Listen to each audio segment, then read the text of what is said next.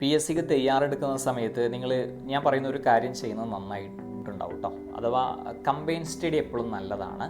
Combine study ഉണ്ടാവുന്ന സമയത്ത് എപ്പോഴും ശ്രദ്ധിക്കേണ്ട കാര്യം എന്ന് പറയുന്നത് ഒരുപാട് പേരിലേക്ക് അത് പോകരുത്. മാക്സിമം പോയ ഒരു 3-4 ആളുകൾ കമ്പൈൻ സ്റ്റഡിയിൽ ഇരിക്കുന്ന സമയത്ത് നിങ്ങൾ പ്ലാനഡ് ആയിട്ട് പോകണം. അല്ലാതെ 4 പേര് ഇരുന്നിട്ട് ഇന്നിപ്പോൾ എന്താ പഠിക്കുക, അപ്പോൾ ചിലപ്പോൾ തൊഴിൽ വാർത്ത കുറച്ചെടുത്തോ, ഒരു കാര്യം നമുക്ക് മാത്സ് പഠിച്ചാലോ, അങ്ങനെ വെറുതെ പോയി കഴിഞ്ഞാൽ അത് വെറും ആക്ടിവിറ്റി മാത്രമാവും, പ്രൊഡക്ടിവിറ്റി ആവില്ല. അപ്പോൾ കമ്പൈൻ സ്റ്റഡിക്ക് നിങ്ങൾ ഇരിക്കുന്നതിന് മുമ്പ് തന്നെ പ്രീ പ്ലാനഡ് ആയിരിക്കണം. നമുക്ക് ഇന്നിപ്പോൾ ഡിസ്കസ് ചെയ്യാം. അപ്പോൾ റഷ്യൻ വിപ്ലവം ആണെങ്കിൽ നിങ്ങൾ റഷ്യൻ വിപ്ലവം എന്ത് ചെയ്യാം, നന്നായിട്ട് പഠിച്ചിട്ട് അവിടെ വന്നിട്ട് എന്ത് ചെയ്യുക, പരസ്പരം ഡിസ്കസ് ചെയ്യുക. എന്നാണ് വിപ്ലവം നടന്നത്, ഈ സമയത്ത് രാജവംശം ആരായിരുന്നു, രാജാവ് ആരായിരുന്നു, എത്ര ഘട്ടമായിട്ടാണ് നടന്നത്, അങ്ങനെ പ്രിപ്പയർ അങ്ങോട്ടും ഇങ്ങോട്ടും പറയാം.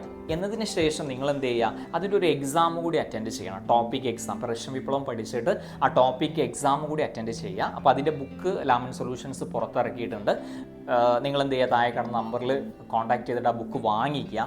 അങ്ങനെ ഓരോ ടോപ്പിക്കും നിങ്ങൾ പഠിച്ച് നിങ്ങൾ ഡിസ്കസ് ചെയ്ത് നിങ്ങൾ എക്സാം അറ്റൻഡ് ചെയ്ത് കഴിഞ്ഞാൽ ആ ഭാഗം എന്താവും, സെറ്റാവും. ആ സമയത്ത് കളിയും ചിരിയും മറ്റു കാര്യങ്ങളൊക്കെ പറയുകയാണെങ്കിൽ അവനോട് നോ പറയാനുള്ള ഒരു ധൈര്യം നിങ്ങൾ എന്ത് ചെയ്യണം, അവിടെ കാണിക്കണം. ആ ധൈര്യം നിങ്ങൾ ഇവിടെ കാണിച്ചിട്ടില്ലെങ്കിൽ നിങ്ങൾ കുറച്ച് വർഷങ്ങൾക്ക് ശേഷം റിഗ്രറ്റ് ചെയ്യും. കാരണം അവൻ്റെ കൂടെ വെറുതെ സമയം നമ്മൾ ചിലവഴിച്ചു എന്ന് ആലോചിച്ചിട്ട്. അപ്പം നോ പറയാനുള്ള ഒരു ധൈര്യവും നിങ്ങൾ എന്ത് ചെയ്യണം, കാണിക്കണം കേട്ടോ.